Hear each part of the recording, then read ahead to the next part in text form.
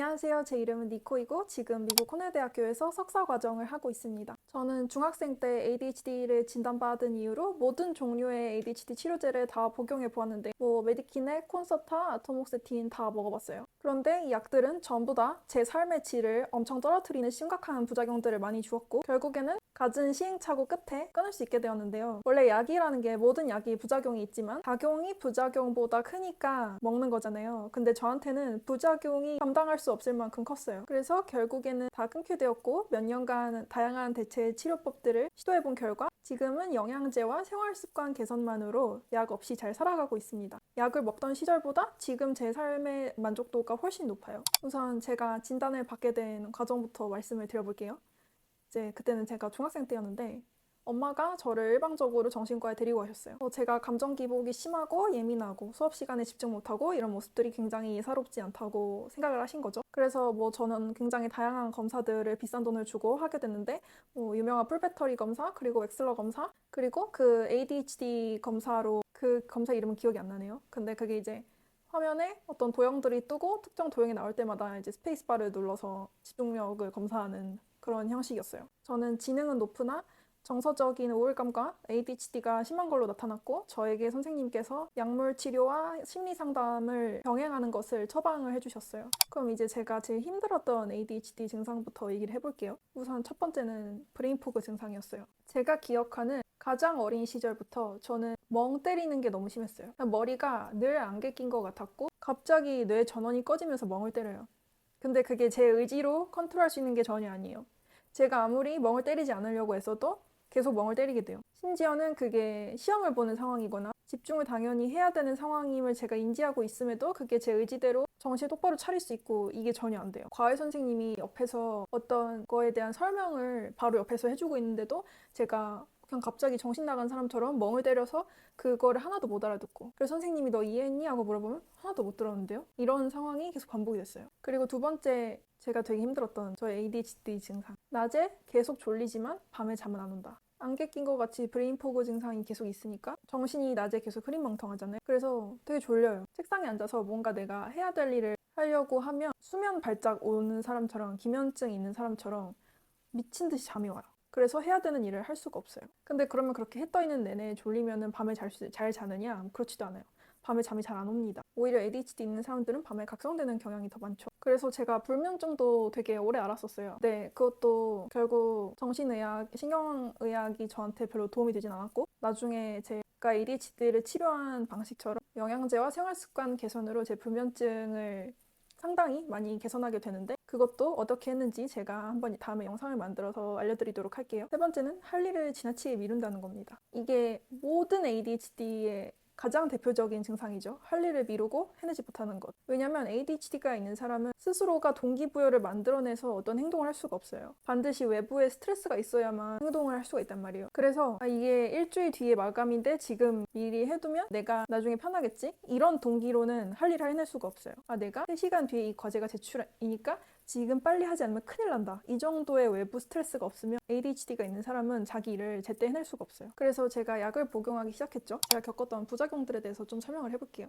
일단 첫 번째, 심장 두근거림. 이 심장 두근거림이 겪어보지 않은 사람은 몰라요. 이게 어떤 느낌이냐면 우리가 뭔가 면접을 앞두고 있거나 되게 떨리는 상황일 때 막 심장이 되게 두근거리고 그 느낌이 너무 불편하잖아요. 근데 그게 그냥 24시간 느껴진다고 생각하시면 돼요. 이게 ADHD 치료제의 굉장히 대표적인 증상이거든요. 그래가지고 이거를 의사 선생님한테 말씀을 드리면 대체로 뭐라고 하시냐면 그거 원래 그래요. 제가 심박수를 떨어뜨리는 약을 처방을 해드릴 테니까 몸이 그 심장 두근거림에 적응을 할 때까지 심박수를 떨어뜨리는 약을 계속 드세요라고 한단 말이에요. 계속 심장에 무리가 가는 게 분명한데 이거를 내가 인데노를 심박수를 떨어뜨리는 약을 먹으면서 어거지로 내 몸을 그 메티페니데이트에 절여지게 냅두는 게 맞나? 이런 생각이 계속 들었고 그래서 저는 메티페니데이트 성분이 아닌 아토목세틴이라는 약으로 넘어가게 됩니다. 아토목세틴에서조차도 도저히 참을 수 없는 부작용이 있었어요.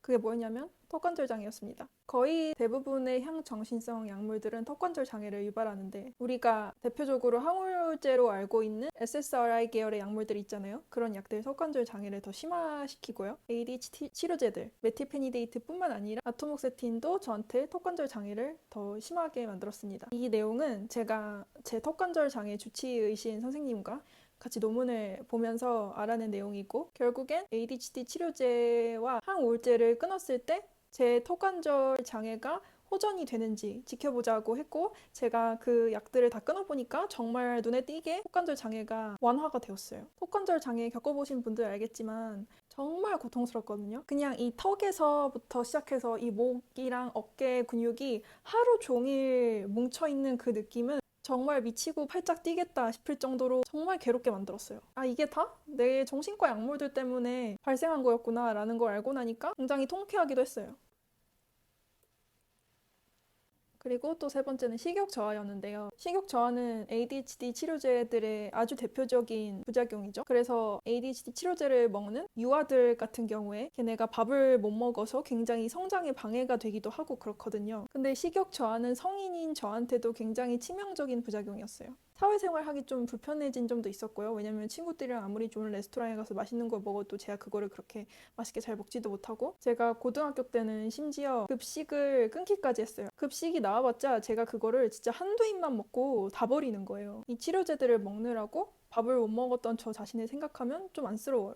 식욕 저하가 있다 보니까 당연히 그게 체중의 변화로 이어졌어요. 저는 원체가 체중 변화가 정말 없는 편인데 제가 체중이 무려 4kg나 빠졌어요. 그거는 저한테 굉장히 큰 체중 변화였고, 제가 너무 삐쩍 마르게 돼서 주변에서 뭐 친구들도 그렇고 저를 보는 사람마다 너 얼굴이 너무 헬쓱하다, 몸이 너무 말랐다, 뭐 이런 걱정 어린 말들을 계속 하게 됐어요. 그래서 정말 이 다방면에서 내 건강이 굉장히 실시간으로 안 좋아지고 있다는 거를 느낄 수가 있었어요.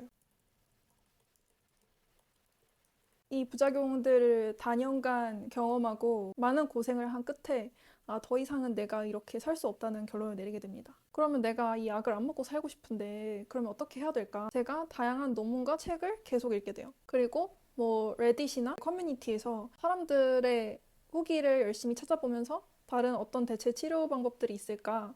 그런 것들을 계속 다양하게 시도해보기 시작했어요. 그리고 이 정도면은 약이 필요가 없다 싶을 정도의 대체 방법들을 찾아내게 되는데요. 제가 효과를 봤던 첫 번째 방법은 경구 피임약을 복용하는 겁니다.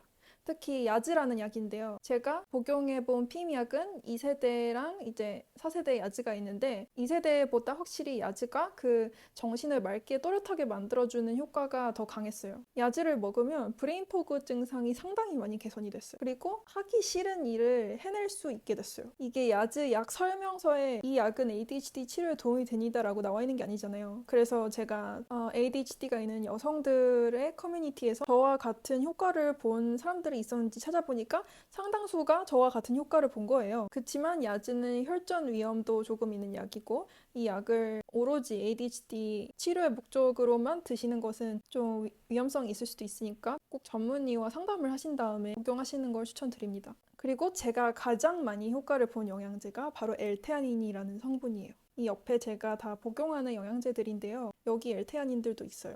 L테아닌은 우선은 제가 턱관절 장애 이게 도움이 된다는 사람들의 글들을 인터넷에서 보고 한번 복용을 하게 됐는데, 이게 제 ADHD 증상 개선에도 상당히 효과가 있는 거예요. 어떤 점에서 효과가 있었냐면, 제가 가장 힘들어했던 저의 브레인 포그 증상을 굉장히 개선을 시켜줬어요. 그래서 L테아닌을 조금 한 100mg 정도 낮에 먹으면 그게 굉장히 정신을 맑게 만드는 데 도움이 됐어요. 그리고 L테아닌이 진짜 좋은 게, 커피랑 같이 먹게 되면, 카페인이랑 같이 섭취하게 되면 그 카페인의 심장을 두근거리게 만드는 부작용을 엄청 경감시키거든요. 그래서 되게 심장이 두근거리고 불안하지 않으면서 되게 정신을 맑게 유지하는, 카페인의 장점만 가져가는 그런 섭취가 가능해져요. 그래서 저는 낮에 L테아닌이랑 커피랑 같이 복용하는 방식으로 맑은 정신을 유지할 수가 있었어요. 그리고 ADHD 있는 사람들은 좀 머릿속에 계속 정신없고 잡생각이 계속 나고 그렇잖아요. 근데 그것도 굉장히 경감되는 느낌이 들었고요. 그리고 이걸 L테아닌 먹으면은 참 마음이 차분해지는 거예요. 근데 그게 제가 조사를 해보니까 사람이 명상을 할 때나 되게 마음이 평화로울 때 뇌에서 알파파라는 게 나오는데, L테아닌이 그 알파파를 활성화시킨다고 하더라고요.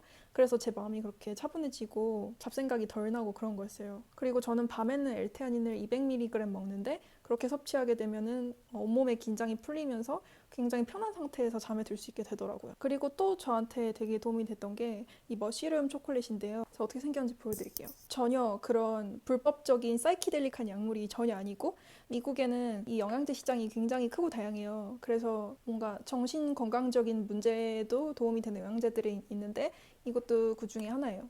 여기 주요 성분은 노르궁뎅이 버섯이랑 과라나라는 천연 카페인이에요. 근데 진짜 놀랍게 이걸 먹으니까 제가 메틸페니데이트 먹었을 때처럼 머릿속이 조용해지고 정신이 또렷해지고 막 그런 거예요. 그래서 제가 궁금해서 ADHD가 없는 제 친구한테도 이 초콜릿을 먹여봤는데 그 친구도 정신이 굉장히 또렷해졌다는 거예요. 그래서 이게 천연 성분으로도 상당히 내가 갖고 있는 정신건강적인 문제들을 관리할 수가 있구나. 그래서 이 뒤로 저는 계속해서 엄청 다양한 브랜드의 제품을 먹어보게 됐는데요. 이제 지금은 정확히 어떤 성분을 어느 정도 용량으로 먹었을 때 나한테 최적의 효과가 있구나. 그거를 제가 다 알아서 이제는 영양제로 충분히 관리할 수 있는 상태가 되었어요. 그리고 마지막은 유산소 운동인데요. 유산소 운동이 뇌의 인지 기능에 도움이 된다는 거는 이미 다들 많이 들어서 아실 것 같아요. 근데 특히 저 같은 브레인포그로 고생하는 사람한테는 아침에 눈 뜨자마자 하는 30분 달리기가 정말 뇌를 맑아지게 하는데 도움이 많이 됐어요. 그렇게 딱 아침에 30분 달리기 하고 나면 밤 늦게까지도 정신이 맑더라고요. 그리고 내가 좀 더 내 정신을 통제 가능한 느낌이 들게끔 했어요. 그러니까 내가 지금은 이 생각을 하고 있을 때가 아니니까 나중에 하자. 약간 이런 스스로에 대한 통제감 있잖아요. 그런 게 좀 더 향상되는 느낌이 확실히 들었어요. 기상 직후에 30분 동안 유산소 운동을 하는 것을 제가 굉장히 추천해 드립니다. 가장 이상적으로는 ADHD 치료제가 아무런 부작용 없이 나한테 잘 맞는 거겠죠? 그게 가장 과학적으로 검증된 치료 방법이니까요. 저도 부작용 없이 그 치료제들을 잘 먹을 수 있었다면 참 좋았을 것 같아요. 근데 저는 엄청나게 몸이 예민한 사람이고 도저히 그 치료제들의 부작용을 감당할 수 없었기 때문에